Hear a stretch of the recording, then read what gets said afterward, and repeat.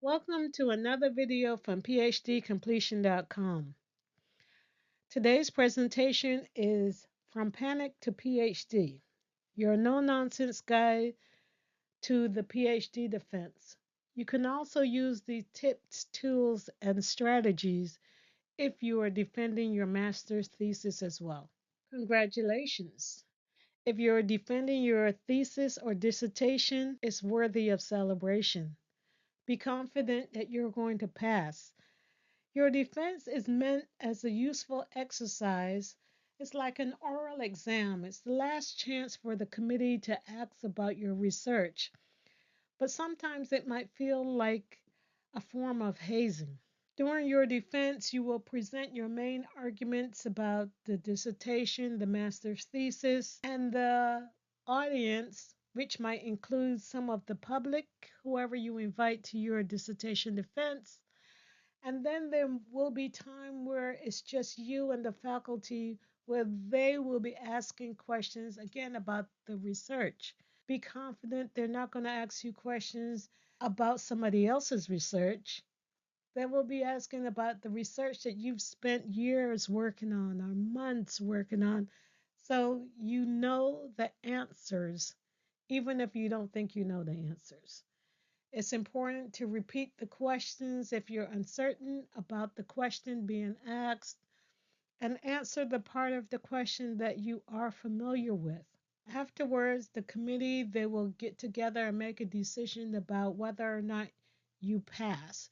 It is on rare occasions they ever just out and out reject someone's dissertation defense.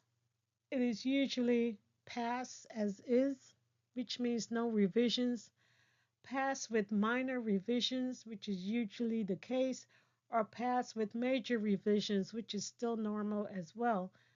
Notice the consistency, pass. Generally, they will also give you a timeline about when they want these revisions accomplished.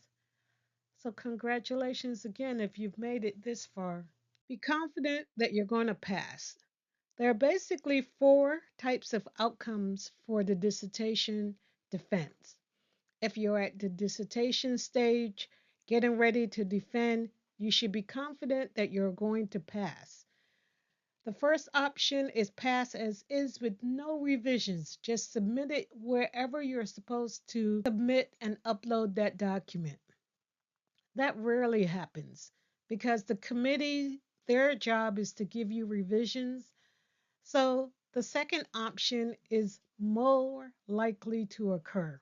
Pass with minor revisions, which means fix this, that, and a couple more small things and submit it and upload it, and you're done.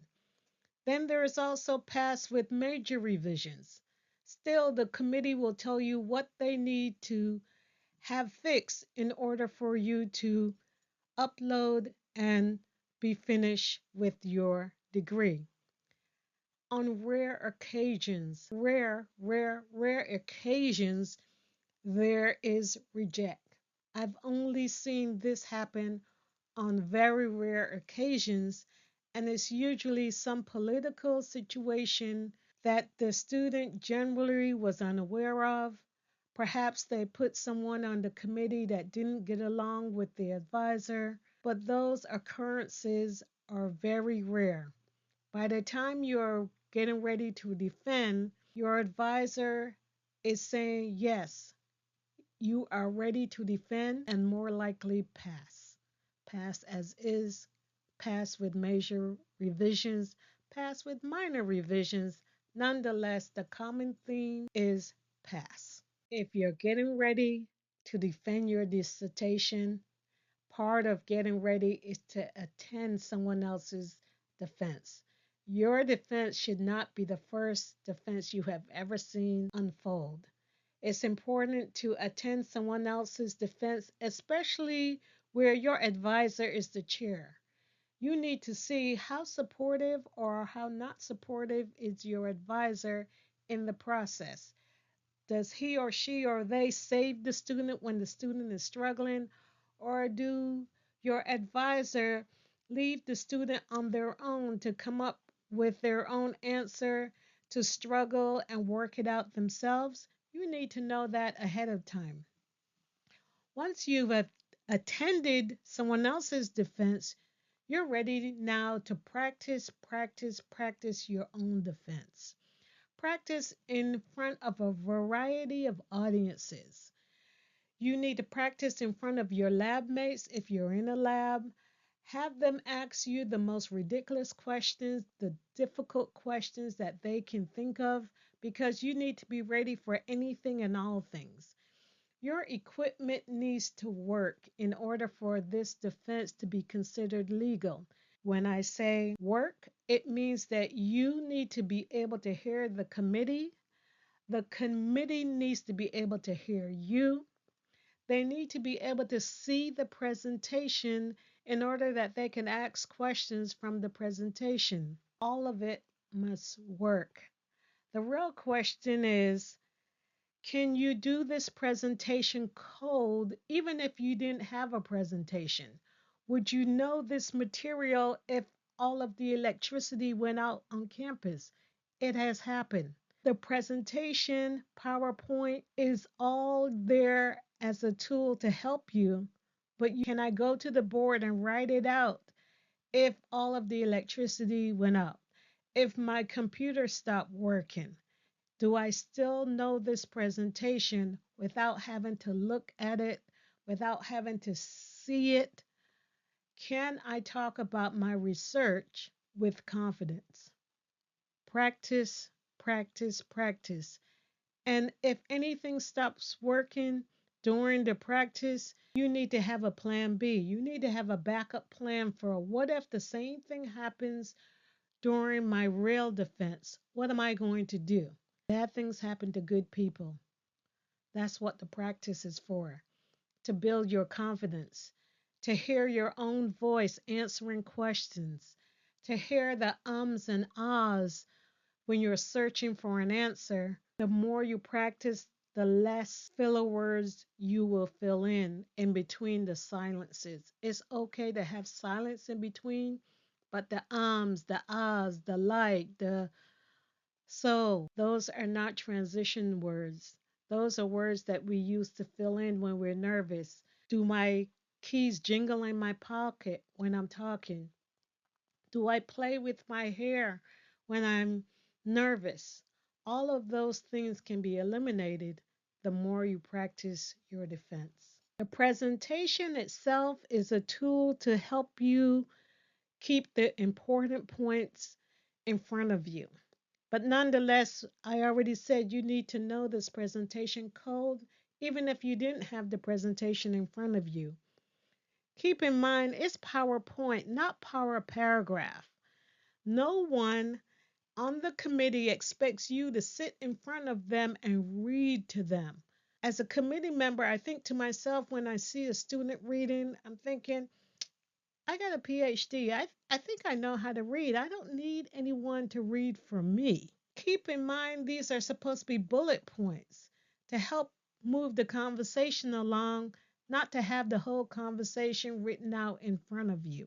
Another point that you should use for your presentation is to number the slides. Number the slides because the committee, they don't want to remember the title of the slides when they have questions. They want to point to, hey, on slide 24, could you pull that up? And here's my question. So keep in mind, number the slides. Then it's also important to keep in mind the number of slides. After you've turned over your document to the committee for them to read, you need to ask your advisor, how much time do I have? Take the time that the advisor says that you have. Let's say your advisor say you have a 30-minute presentation. That means you can't have 30 slides. If you have 30 slides in a 30-minute presentation, then you'll be hurrying. You'll sound like blip, blip, blip. Important to take the time that you have and divide it by 2. Therefore, if you have a 30-minute presentation, then at minimum you should have 15 slides. We won't count the introductory slide or the thank you slide, but 15 to 17 slides It's about sufficient where you won't be rushing. And with that in mind, no matter how many slides you have, divide those by 3. So therefore, let's say you have 15 good slides, then you must have a beginning, a middle, and an end of any presentation that you give. So that means that you have 5 slides for your introduction, 5 for the middle of the presentation, and then 5 slides for the take-home message. If you're thinking about giving handouts, I usually often say forget about it. If you give a handout, then people start to read ahead of time rather than pay attention to what's currently going on the presentation. You want people to pay attention to whatever it is you're presenting at the moment. If you give them a handout, they will be flipping through the handout and not necessarily asking questions that are related to the slide or the slide previously. By all means, the presentation itself, the more complicated your research, the simpler your presentation needs to be. You need to use the colors, the art, whatever, to convey consistency across.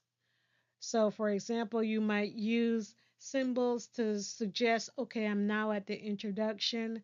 I've now moved to the methodology. I'm using a different symbol or a different color, but make the presentation easy. If your research is complicated and your presentation is complicated, you're going to have a hard way to go. The presentation is there to help you.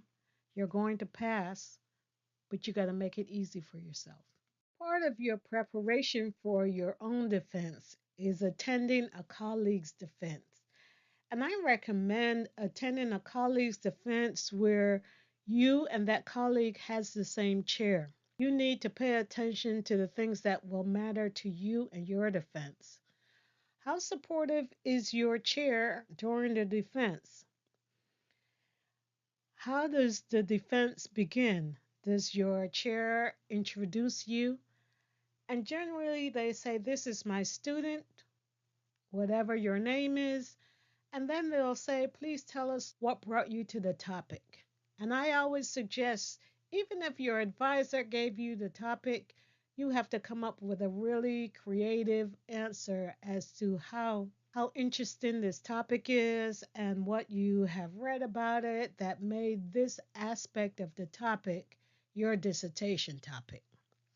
That being said, look to see how well your advisor facilitate the process. Does your advisor let the committee just ask questions randomly? Does he, she, or they control the audience members' questions? Or does your advisor just let it be a free-for-all? It's important for you to know that, then you know what to expect for your own defense. How difficult were the questions? Did the difficult questions come from the audience or did they come from the committee themselves? And what were the signals to say that the dissertation defense was over? Was it when they came back and said congratulations? Or did they send the audience members out of the room and then have the questions where it's just the committee and the student? And then they came back and then took a picture with everyone in the room and said, "Congratulations, Dr. X." You're looking at the process when you are attending a colleague's defense. And you could also ask the colleague right after the defense or the next day that you see them, how did it go? What happened behind the scenes? And how many revisions did you get? And did they give you a deadline to fix those revisions? Those are the types of questions that you ask in order for you to know what to expect. And look too in the audience to see, how many friends were there. And I always suggest, let's face it, if you know that you can't be yourself in front of your brothers and your sisters or your mom and your dad, if you can't be an adult, then invite them to see you after the defense at dinner where they can ask all the questions. Or if you invite them, tell them, hey, look, I need you to be quiet because I just can't be 100% when I have my family in the room. I just need to know that you're there, maybe in the audience to be supportive, but I need you to support me in this way. It's your job to talk to your family prior to your defense because this is your time to shine and you know what environment you need to make you the best person that you can be on that day. Be sure to attend a colleague's defense. Don't let your defense be the first defense you've ever seen unfold. If you're getting ready to defend, one of the things that you must do, absolutely must do, is to read the dissertation cover to cover. Even if you are tired of seeing the dissertation, even if you think you know the dissertation, look, 5 chapters later, you might not remember what you wrote in chapter 1, but you might get questions from the committee about chapter 1. So take some time to read your dissertation cover to cover, and it doesn't mean that the committee will. Don't be disappointed if the committee is asking a question in a chapter and you're thinking to yourself, well, if you read it, you would have seen the answer. That might be true, but that's not the battle that you want to fight on the day that you're defending.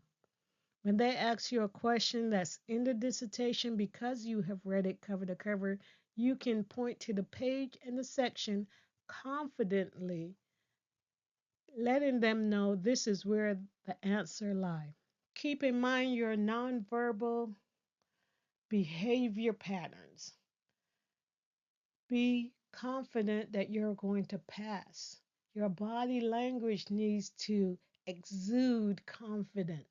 Yes, it will be a challenging situation, but after 2 hours, you're done. Be prepared, come ready to answer all questions no matter what. Be sure that you have the same copy that you gave the committee weeks prior for them to review because they're going to say page 45. Could you turn to page 45 and address this question? Your page 45 needs to match their 45. Spiral bind your copy, put it in tabs for the chapters as well so that you can get to your dissertation sections quickly. Take time to repeat the questions for 2 reasons. One is to be sure that you got the question correctly, and second, it kills some time. You have 2 hours, and just repeating the question will chew up some time, and it also clarifies the question and clarifies your answer, even if you don't know an answer. The answer should not be I don't know. Answer part of the question that you do know and the part that you might have to consider later.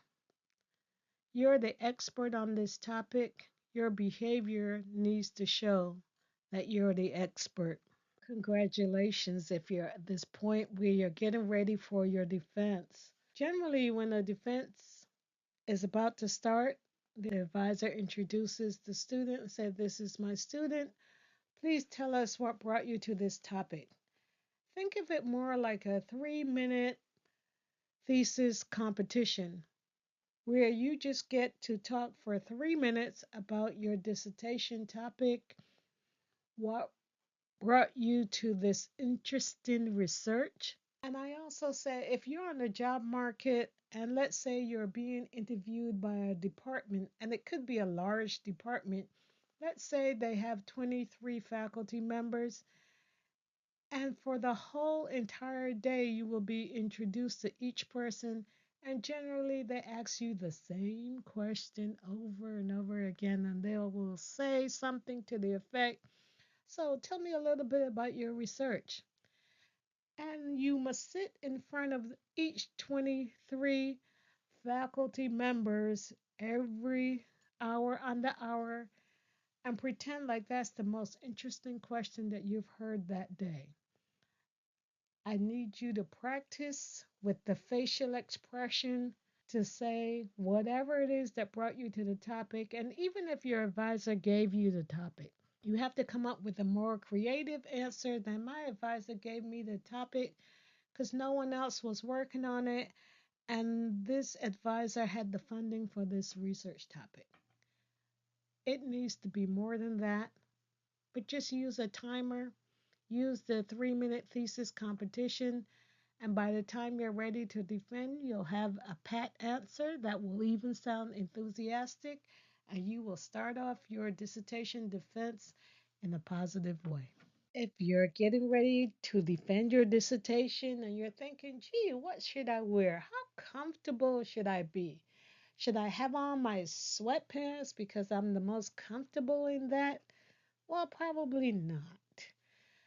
I think that it's important to convey that you are a professional. So think of what you would wear to a professional conference. It's important that you are well rested. This is not the time to stay up all night worrying about the defense the next day, or worrying about the presentation, or worrying about your advisor, or worrying about that. No, that might be yesterday. But today, when you're in front of the committee, you need to be well dressed and ready and prepared for all questions, no matter what, no matter how ridiculous the questions. You need to manage your face and your level of enthusiasm and your level of professionalism. Because at the end of 2 hours, you will become doctor, dress the part. Don't try getting a new outfit because you don't know how an outfit will work when you're nervous, when you are sweating. It's not necessary to do that, but it's important to be as professional as you can be.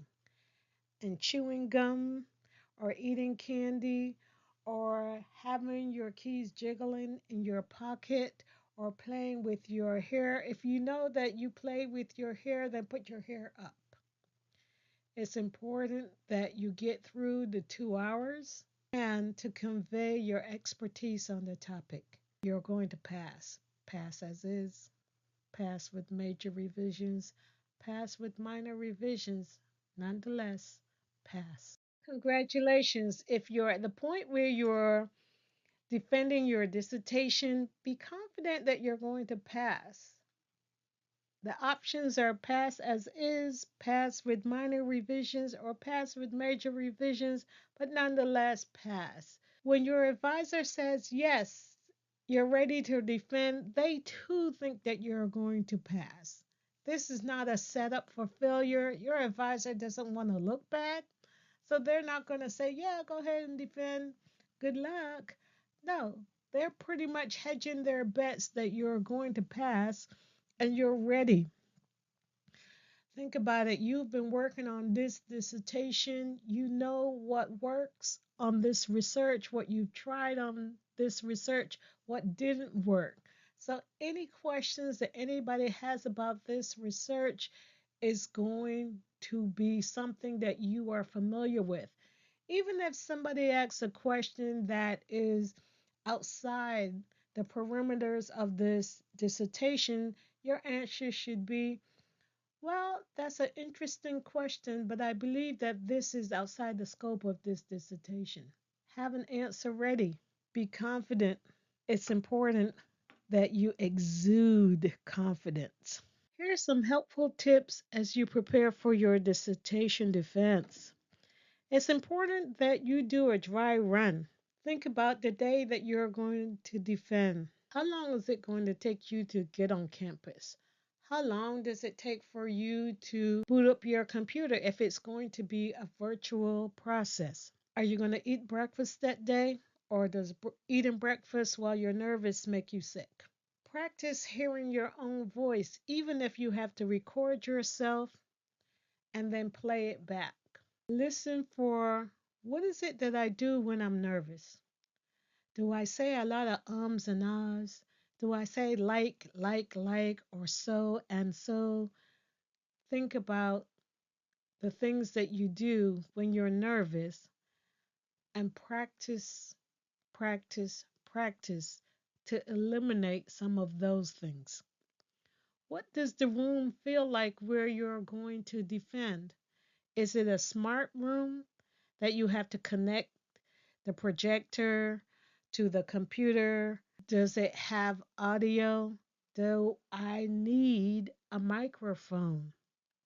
What equipment do I need in order to be successful? You don't want to find those things out the day of your defense. Does the classroom where I'm going to be defending, does it have a class afterwards? Will people be trying to file into the room as my defense is coming to an end? Or does the scheduling have a class before or a class after? It's important to know those types of things ahead of time. Make sure that all of your equipment works. Does my computer die after 2 hours, even though I have a 3 hour battery? What do I need to do in case anything like that happens? Do I have a backup battery? What is my plan B if everything that I've tried doesn't work? Be sure to also take notes during your defense. If they're asking you questions and if there's something that they're suggesting that you should do after the defense, don't rely on your advisor to record everything for you and then give it back to you at the end. Prepare yourself and be ready for any and all things. Thank you for watching this video.